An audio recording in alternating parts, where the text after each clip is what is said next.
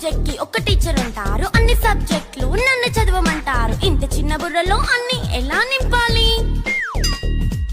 Class work, home work, fair notes అంటారు. Subject కి 3 books పెట్టి బ్యాగ్ నింపుతారు. ఇన్ఫాక్ట్ నా బరువు కన్నా నా బ్యాగ్ బరువే ఎక్కువ.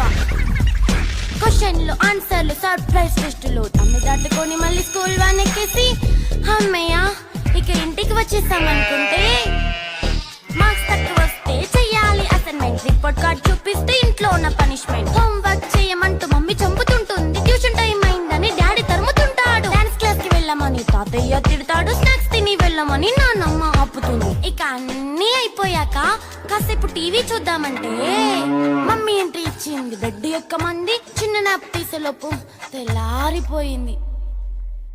అయ్యో మళ్ళీ మొదలు ఈ స్కూల్ కష్టం.